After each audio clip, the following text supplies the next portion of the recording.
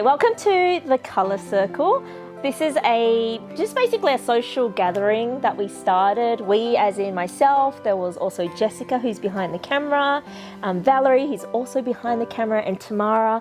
And we just connected through some friends and thought that it might be worth just getting together, women of colour, just sharing our stories. Firstly, it started by sharing what we do for a living. It had a bit of business focus, but it was quick. We quickly moved very quickly away from business, just learnt about our lives. I think Valerie had just had a little one, Kai, so he came along. So there was a little inductee as the social circle. And it's just a very casual WhatsApp group, and we just celebrate our culture and our nationalities and where we're from, and just it's a very empowering group, I find.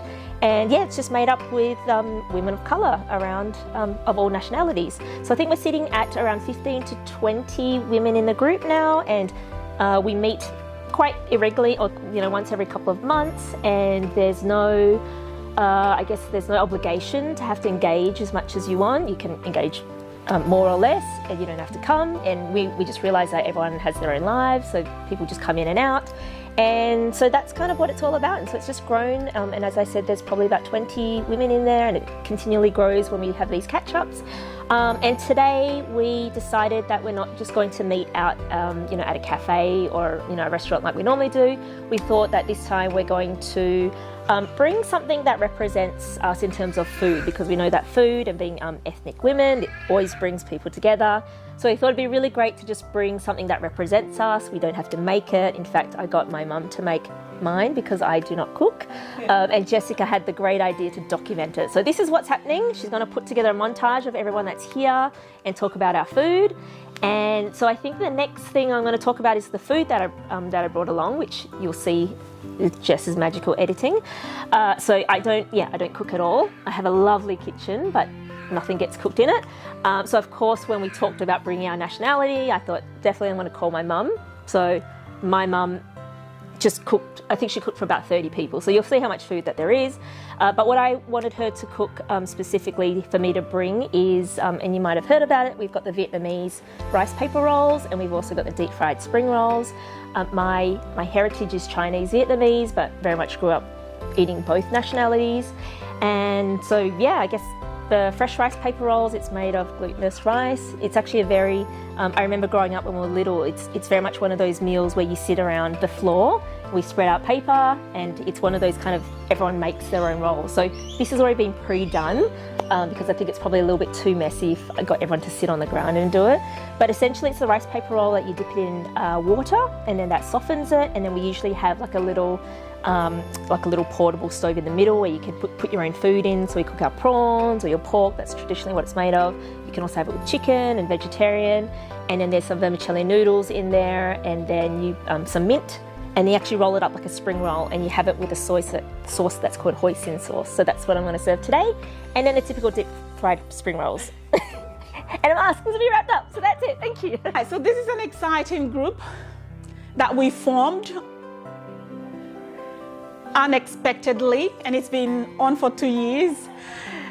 Just 2, 3, 4 people came together by, some connection. What's her name? Ginny, yes, from Melbourne, Sydney, I think. And so she thought, the 3 of you or 4 of you, I think you should meet. And then, voila, we came to, we had a coffee catch up, and it turns out that some of us already known some of us, and like Beck and myself attended Ignition just a year before that, and so on. So yeah, it's been great. It's been exciting.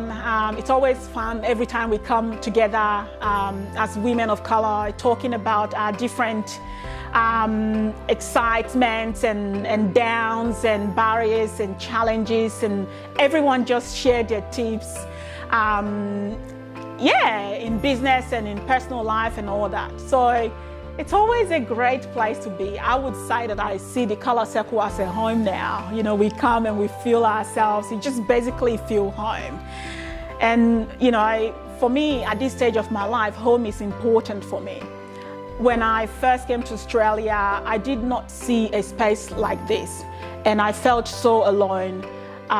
Being married to a white Australian, and living in a white suburb and eating white food, there was a time where I did not see my food and culture as important enough to showcase,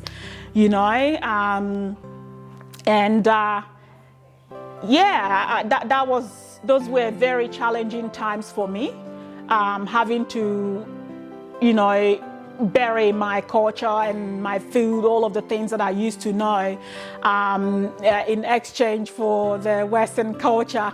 Those were really nightmares days, I would say.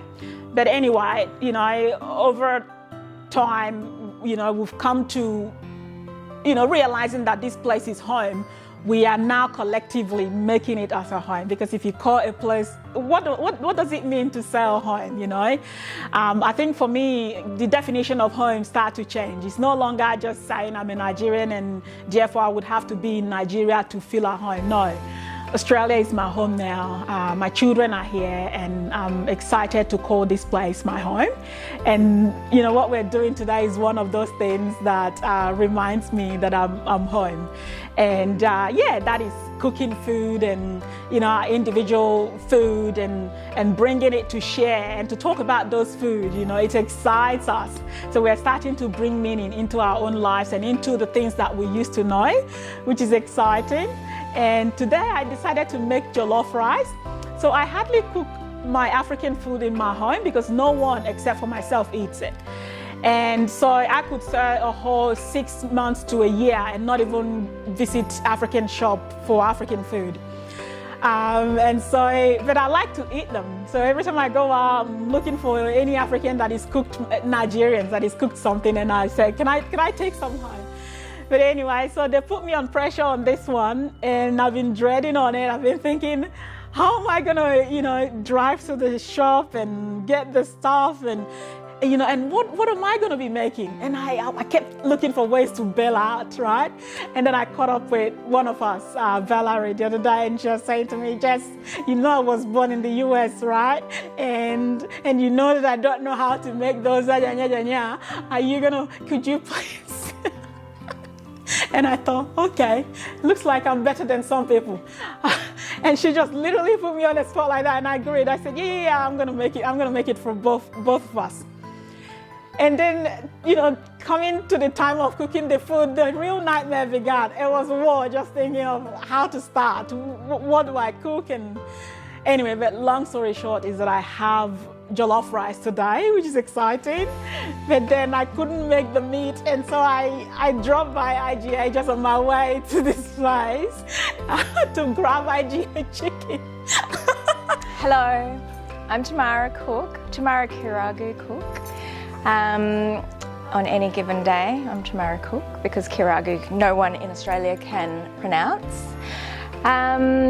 I was one of the OG Colour Circle people, because Beck and I were in the paper for a special that they were doing, a story that they were doing, which was featuring women in colour in business. So that's where Beck and I met. We had an interview and a photo together, and then we fell in love. Decided, because she's the coolest thing since sliced bread. You should see her, well, you will have seen her with her bright hair and her funky ways, and she's just brilliant. And she brought me and Jess and Valerie together, and the four of us caught up and talked about being women of colour living in Australia, what we're up to, our businesses, and we just talked about how we could get together again and be a support network for each other. Then months and months and months went past. They all caught up and I didn't. The Circle of Colour, I didn't attend anything for ages, because that's typical of me. But the Colour Circle grew and grew, and now we've got lots of people in it, and it's it's brilliant. It's a lovely group of women who come from all corners of the world, or they come from Australia, but they've got different heritages. So for me, I was born in Kenya, but my English Australian Caucasian mother left my Kenyan father when I was a newborn, and we went to Sydney. So I grew up in Sydney until I was 12, and then I moved over to Perth with my mum and my stepdad and my brothers. So I've grown up in a Caucasian household. Everyone's blonde-haired, blue-eyed. I was literally the black sheep of my family. So it's been an interesting experience that I've had in Australia. Never quite feeling like I fit because everyone thought I was from somewhere else, but the only culture and country that I know is Australian. So having to constantly explain that has been a big part of my life. Then when I was 29, I finally tracked down my father because I'd had no contact with him whatsoever, and went to Kenya and met him and my 17,000 brothers and sisters and cousins and aunties and uncles. And it was wonderful. It was a really eye-opening part of my life, and I really knocked a chip off my shoulder about where I belong and who I am and what my identity is. I realised that my home is wherever I am. I don't have to be pigeonholed, I don't have to be told who I am or explain where I come from, because where I am is who I am, and I just enjoy all the people that are around me, and I enjoy my Australian culture. So my dish, I'm hosting today. I'm an event manager. I've got an event management company, so I love to host. I love to have people around. I love long lunches and lots of stories and chats and drinks and just enjoying food and company. So everyone's in my house today, and I feel very privileged to be able to do that for our colour circle. And so Jess, it was her idea for everyone to make a dish that represented them. She brought a chicken from IGA.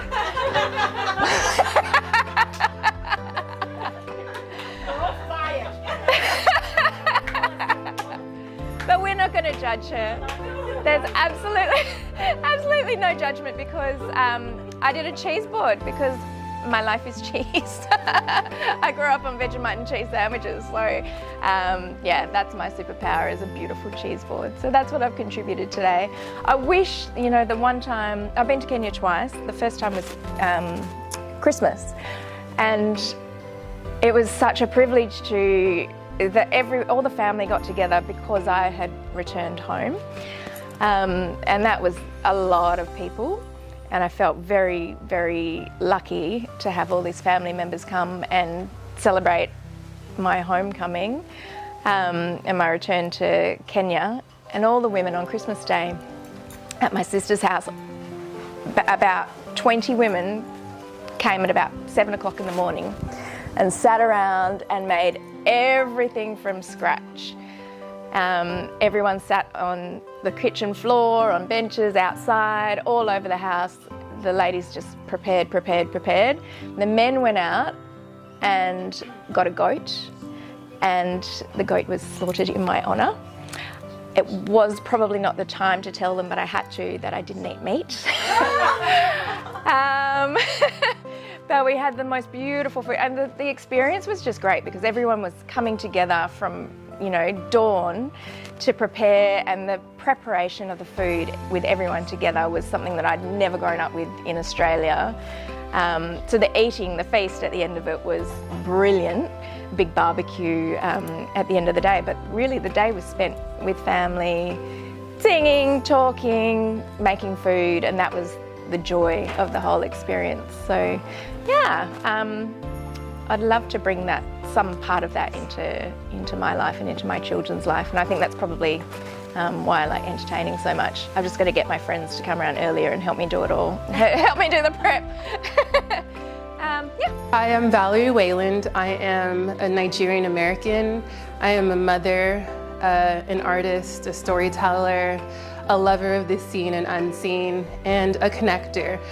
A little bit about my background is that the reason why I say Nigerian American is not because I'm half American and half Nigerian, but both of my parents are from Nigeria, from the Igbo tribe, and they migrated to California before I was born, and they had me.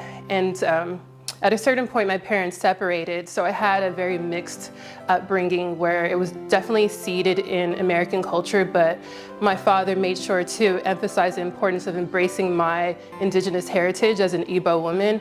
And so the way that I live my life is constantly inspired by my ancestors. I'm constantly listening to them and wondering how I might lean into their wisdom to guide me on my path forward. The reason why I joined this beautiful space is because I believe that connection and belonging is integral to our human nature. I think that's what we need, in those type of connections, in order to thrive, in order to feel loved, in order to feel welcomed. I don't believe that we can do these things alone.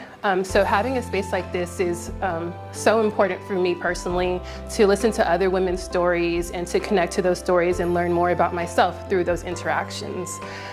So a bit about the food. So I am Nigerian, but I grew up in America. So you can imagine, as a first-generation American, that my mother probably made everything for me, and yes, she did. And I'm in my later 30s, and I'm still used to my mother making the Nigerian dishes for me because it's such a special experience for me. And so my mom did come here recently and teach me the recipes for making draw soup, make jollof rice. But I recently had a newborn daughter, and I thought about the time that it would take me to make that, and I was just like, oh no, where's the nearest Nigerian restaurant? But Jess came in for the same. And I said, could you please cook a dish that for both of us? And she graciously agreed. So I am beyond grateful for her helping me out. And what did I make? Oh, what did you make? Yes, oh yes, Jess made jollof rice, but then she went to IGA and got chicken. Hi, my name is Lisa, and I have been invited to the Colour Circle by Tamara, and it's really lovely to be here and connect with Tamara actually on a social level, because normally I see Tamara in her work, and it's great to see some familiar faces as well. Today I've cooked curry goat. My heritage is Jamaican Welsh, and I learnt how to cook from my father before I even met him. My father's a fantastic cook, and he rates my goat curry, so I hope everybody else is going to enjoy it. My other side of my heritage is Welsh, and I don't really have any connection to that side of my heritage because people see my brown skin. And so I've always identified as a black woman, and that's certainly how I'm recognised and portrayed. It was great to bump into Tamara a couple of weeks back, and she told me about the Colour Circle. I was really excited, and I thought, yeah, this is where I want to be, because since moving to Australia, which is nearly 20 years ago, I haven't really found my tribe where I feel as though I can be who I am authentically, without it being a really sort of curious thing about my culture. And I want to be able to share proudly and openly without really rude questions, basically. And I think that we all have our voice, and we should be very proud of our heritage and make sure that we give voice to every woman of colour. Talk about your food. My food, okay. So, my food is made with love, as lots of ethnic food is. It's marinated for 24 hours in vinegar and lemon juice and garlic and ginger. And then last night I cooked it down with some onion and some curry powder and some cumin, and added in some tomatoes, and then just gently simmer. Served with white rice if you want. And I'm also drinking today some Royal Jamaican ginger beer that I found at the local bottle shop. So I'm particularly enjoying that. Hi, my name is Preeti Bola, and I'm originally from Malaysia. Perth has been home for 14 years. I've brought exciting food. It's called nasi goreng. It's Malaysian's staple. Everyone knows nasi goreng. So I was talking to my son about, and I was saying, you know, what should I take and go? I'm going for this event. It's women of color. We're getting together. And he said, Mom, you need to make nasi lemak. Nasi lemak is, again, another Malaysian staple, but it's got really spicy sambal. So I thought, no, I don't know how many people here actually eat spicy food. So nasi goreng is made of rice and preferably leftover rice. And it's cooked with prawn paste and chili paste. So what I've done is I've added prawns into it and some veggies. Hopefully we all enjoy it. Why have I joined this group? So I was introduced to this group by Jessica Bailey, because to be honest, I have not been able to feel that I belong to a group that's going to be where I feel safe sharing not just what I do, not just but sharing who I am, sharing also the background that I come from, the struggles that I've had, and the struggles of being in a foreign country and trying to adapt. I know it's been 14 years, and it seems like, you know, that some people say, Preeti, you sound like you're born here. And I said, no, English isn't even my first language. We spoke Malay and Punjabi at home, and but Perth is home, and I have made it a point that we need to submerge ourselves in the culture, in the people around us, and also still maintain our heritage. And I feel like having an opportunity where you can come together like that to share who you are and what you bring, it's so important, so important. Yes, that's me. Thank you. Hi, my name is Shalila Depaiva. I have been with the Colour Circle, I would say it's been about a year, but haven't been to too many meetings. But it was definitely catch-ups with beautiful women that I never knew that I needed beforehand. I was actually born in India and moved here when I was about 2 years old. Didn't have any family here, so very much grew up with friends and didn't really have people that looked like me surrounding me my entire life. So I think for me, it's the conversations and being what I've learned, that first catch up with the Colour Circle, I really got vocabulary that I never knew that was there to define the experiences I was going through. I just kind of thought, how I was acting and masking was normal, but I very much learned that it was something that a lot of people did. So yes, for me it was such a learning curve for me. And yes, what else can I say about myself? What else can I say, Jess? What else? And what food did I bring? So funnily enough, I have my family are big cooks. So I've got family in Kenya that has a cookbook. I have, my mum has had 2 restaurants growing up, but I've never really taken the time to learn how to cook. But I do love Indian food. So today I brought masala dosa, which is kind of like a crepe, and it's got prawns in it, and it's got different curries you can dip into. So I thought I would bring that. I Uber Eats'd it, so. A bit of India for you guys.